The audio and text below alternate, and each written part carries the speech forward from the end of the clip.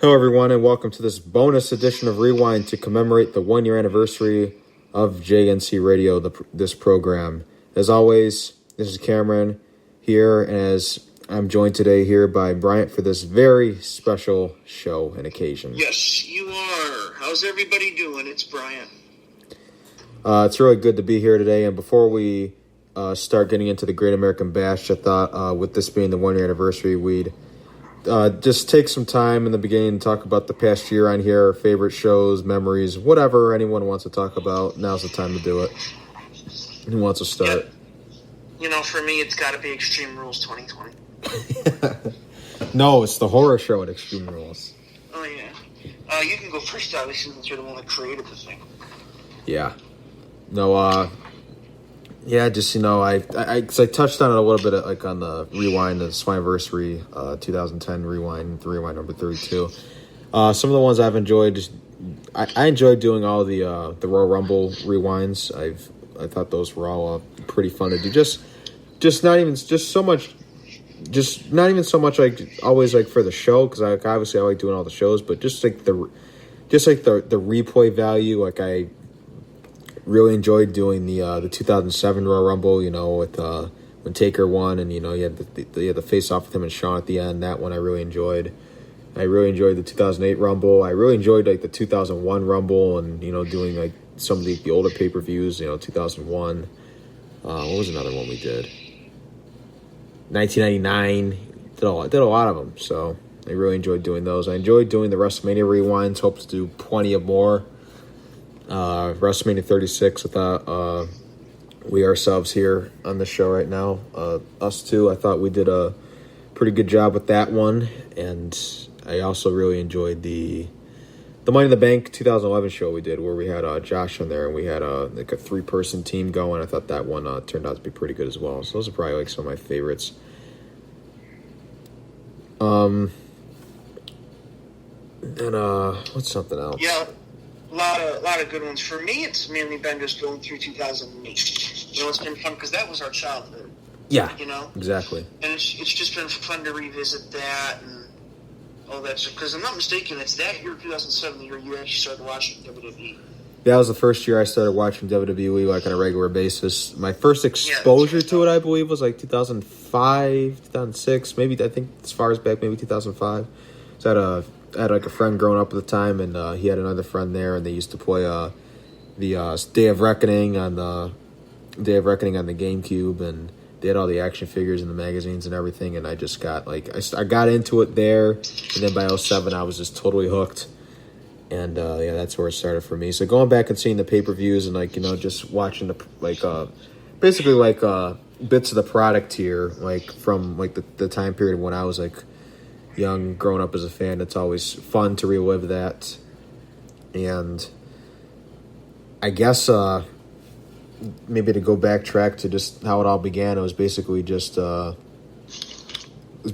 idea that I had one day. It's something I want to do for a while because I've been listening to plenty of wrestling podcasts over the years and everything, and it's still like a lot of wrestling podcasts I even still listen to this day, and just people I like to listen to talk about whether it's shows of the past or current modern day topics and everything. It's just something I've always enjoyed listening to. So I kind of got the inspiration to try to do it myself, but I was just waiting for the right time, the right resources and just the right people to do the show with.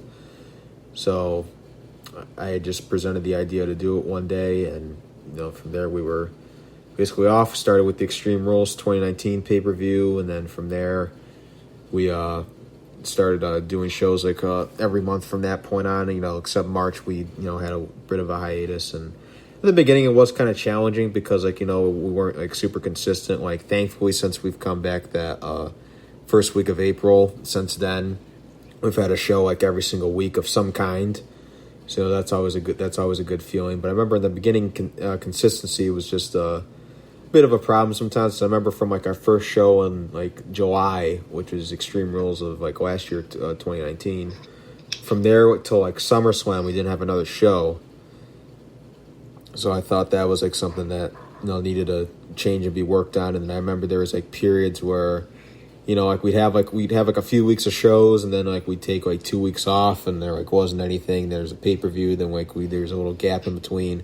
That's something I just wanted to correct, because I just figured like it wasn't necessarily all the time that like we were like saying we're going to do shows at that point in time, and we just weren't like and following through with them and like not doing them. But I mean, there were times that was the case as well. But I remember we just simply didn't know what to do, or like I don't know what the deal was, or maybe we just whatever. But the point is, we really weren't that consistent as a show in the beginning. So that's something that we try to improve on, and I think since April, since we've come back, we've done a great job with that. As I said, we've had a show every single week, at least one. In this case, this week, you're getting 3. So that just shows you right there the improvement, and in terms of like product and everything, and the content especially, that just shows you the difference in that. So I think that's been a huge thing. And yeah, we're just a year in, which is absolutely crazy. I mean, that flew by really quickly. And I think it's especially been good that since we've been back, that we've been able to, entertain people, or be able to give them something to listen to in their spare time, or whatever the situation is, especially during this time period, which that's part of what sparked us to, I guess, our relaunch, because we were always planning on coming back the whole entire time. We were just waiting for, once again, I guess, the right time, and just when things would be better for, I guess, everyone as a group, I guess, involved, and like, when it just makes sense in the right time. In a way, like, I kind of wish when we took that break, like, I kind of wish in a way it didn't happen, but then in a way, maybe it was like for the better, because like when we came back, it was, we're more fresh, and like we just came back and we brought out, like, we had that WrestleMania Rewind week where we just had like 3 different WrestleMania Rewinds on top of the WrestleMania 36 recap and review and everything.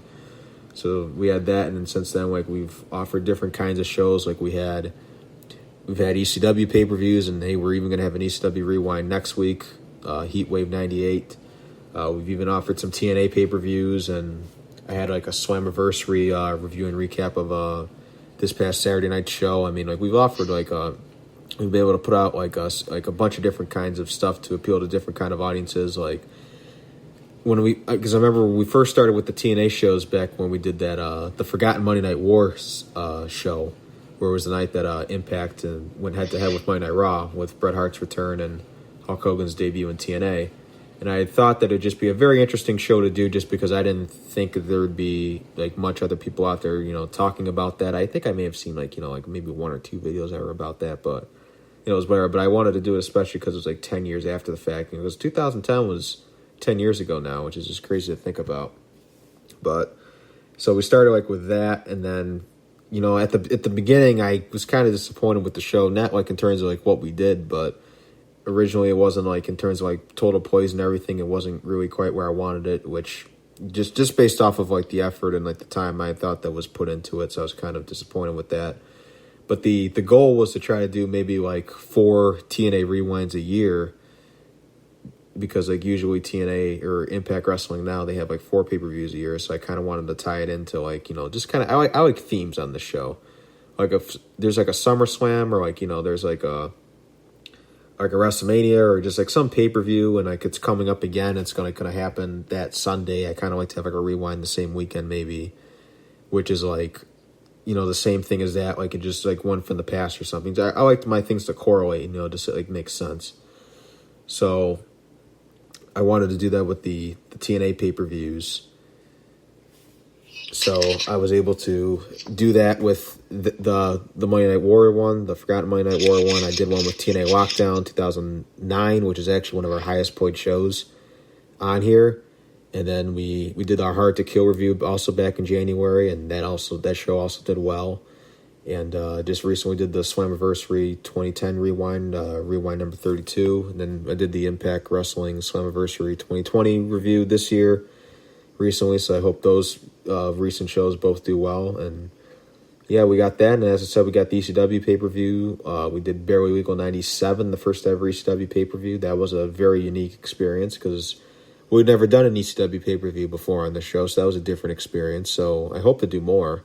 As I said, we're doing one on next week, but I hope to even do more after the fact. I mean, It was done by WWE, but there was ECW One Night Stand 2005. That was another show that I enjoyed going back and revisiting. And yeah, particularly the rewinds I've always had a fun time doing, because even if the show's bad, just talking about it, like whether, it's horrible, just being able to just discuss it and everything, that's just always been fun. So I've always enjoyed doing those. I'm very thankful for the rewind concept, because without that, I think that would have really hurt the program, especially because, I like talking about the current events, and I still do want to get back into that. Like I'd like to make like a current event show. Like originally we were doing that with JNC Radio, but I don't know what happened with that. So I'd like to get back into, you watch the product throughout the week, and then you talk about the end, or you preview the upcoming week, or give your predictions going into a pay-per-view.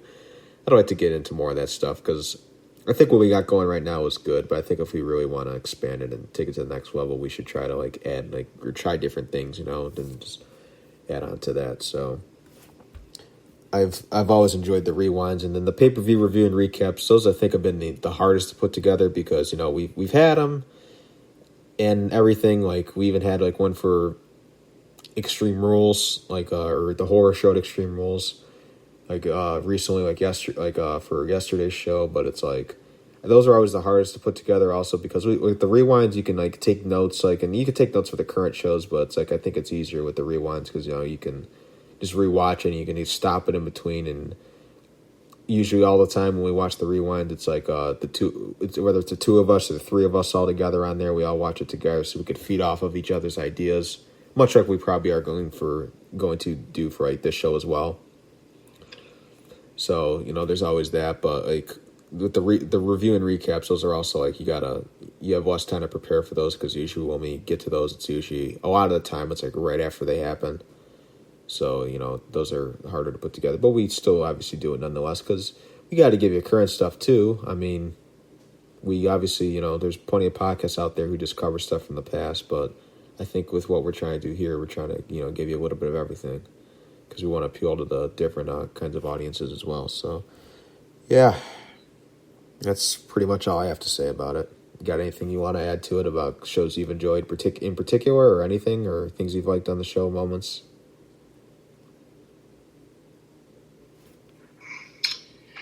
Yeah, I think that you summed up everything pretty well there.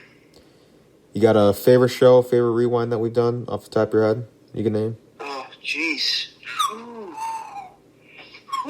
Okay, let me think. Favorite show rewind that we've done? I think we did really good with Mania, and I was surprised with how well we did, because going into that I wasn't excited. No, I wasn't either. Money in the Bank 2011, the rewind, we did really good. Yeah, that's one of your favorite pay-per-views. Yep, of all time.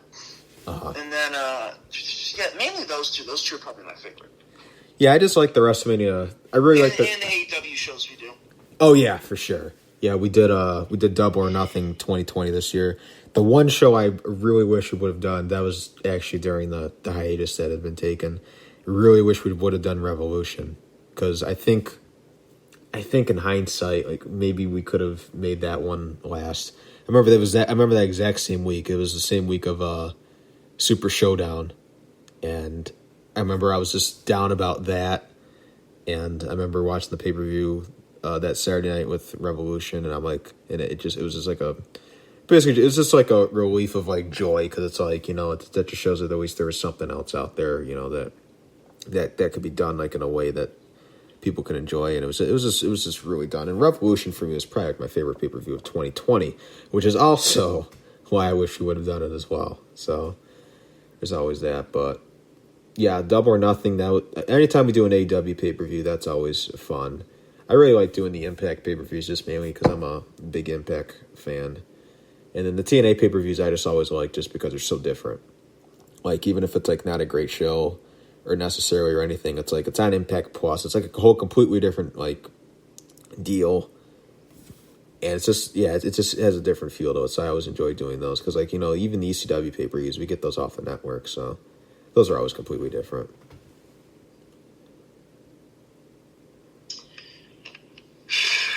We've done a lot of shows, haven't we? Yeah. Yeah, I actually before... You for sure. Yeah. Actually, yeah, because I've been in every single one. So I actually saw that once this goes up, this is actually going to be the 59th show we've done total, and then next week will be the 60th. So we're getting there. I like the way we're going.